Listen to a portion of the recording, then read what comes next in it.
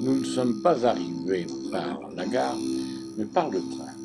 Toutefois, la gare d'Addis Abeba date des années 1927 pour faire suite à la jonction de Dirdawa et de Djibouti. La construction et la gestion des chemins de fer éthiopiens furent longtemps dirigés par le buffet de la gare. Buffet de la gare est un des meilleurs restaurants de Addis Abeba. Ne le loupez pas si vous y passez.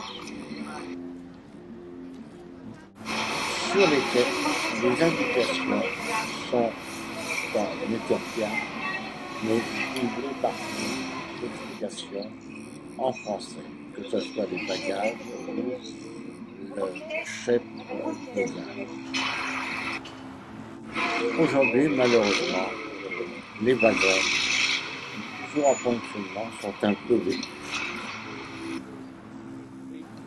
Une visite du musée est vraiment indispensable pour retracer sa vie, son origine, et de voir comment les wagons ont été équipés dans les dernières années du règne de Haïlé Sélassie. Salon de réception et restaurant.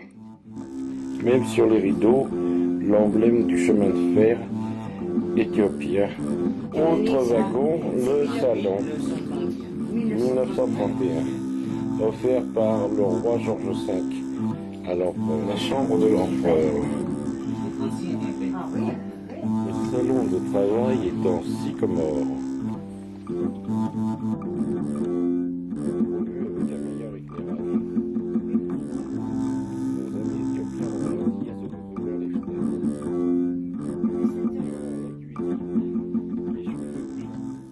Rassurez-vous, ce n'est pas l'empereur. Nouveau wagon, aménagé cette fois-ci vraiment un wagon lit beaucoup plus récent.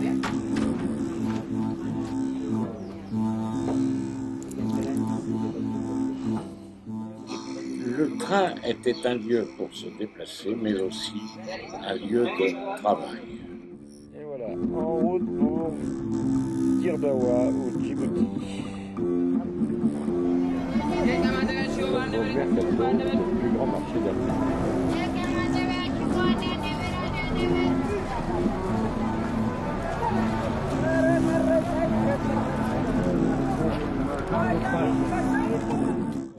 Le marché de Addis Abeba est, paraît-il, le plus grand marché d'Afrique, où un mélange de gens sont plus communs, plus pratiques, de plus profonds, soyez prudents, mais n'hésitez pas à le visiter. Il y a de tout.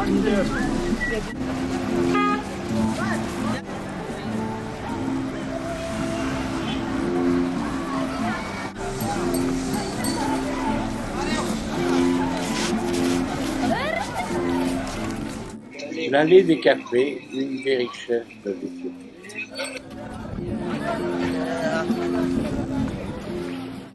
En Éthiopie, on ne jette pas, on récupère et on réutilise.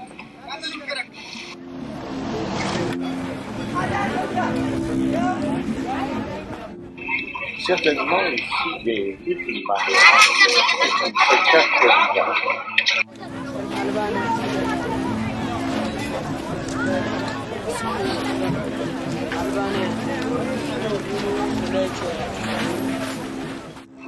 Comme vous pouvez le constater, le marché de Addis Abeba se trouve sur les hauteurs de la ville, déjà situé à plus de 2200 mètres.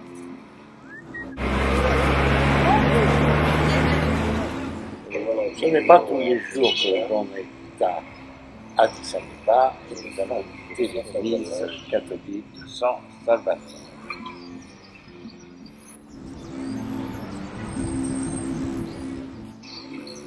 Relativement ancien. La particularité de cette église, c'est que toute la majorité des églises d'Éthiopie sont abyssiniennes. c'est-à-dire copte.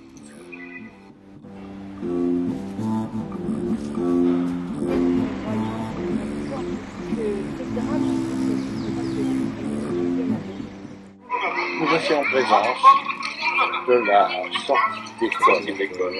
On remarquera toujours le costume traditionnel, uniforme, pour ne pas différencier les équipes.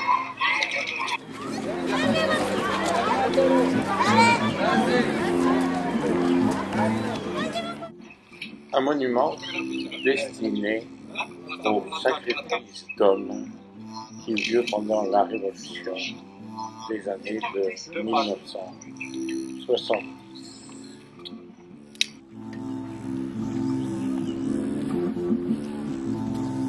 C'est écrit en amharique là. C'est écrit en amharique. Oui, en amharique. Ça, c'est l'histoire. Oui, oui. Une sorte de chapelle sous le monument extérieur.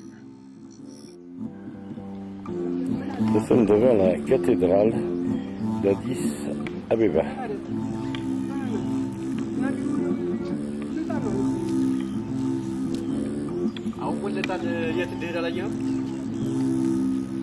Devant la tombe d'un ras, ancien militaire, ancien chef.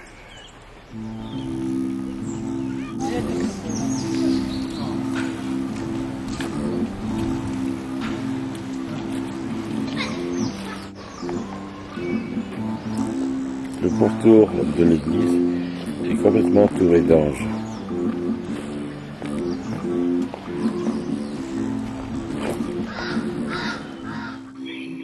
Eh bien, pénétrons. À l'intérieur de la cathédrale, nous découvrons des drapeaux et des emblèmes de chaque armée constituant l'armée nationale éthiopienne.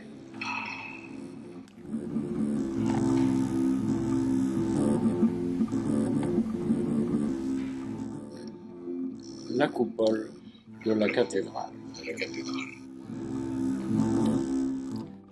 C'est à Genève que l'empereur a décidé de prononcer un grand discours sur la paix dans le monde. L'ONU, les Nations Unies de l'époque, à Genève. Le trône de l'empereur.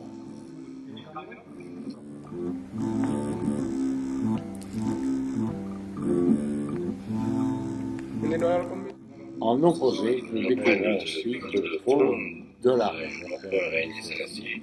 Nous trouvons devant le trône de la reine, épouse de l'empereur. Nous voyons clairement le tombeau de l'empereur. Nous sommes devant le tombeau de l'empereur.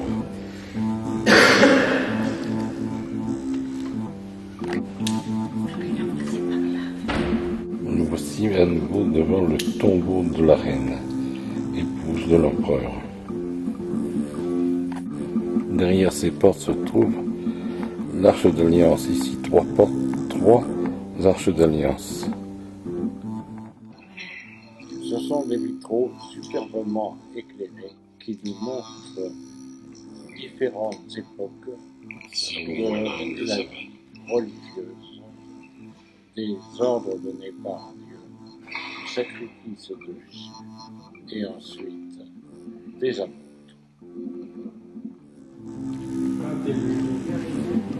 Hélène n'a pas encore péché, alors si je comprends pas. Là, apparemment. Oui. Et ce seront nos dernières minutes passées à Addis Abeba avant de rejoindre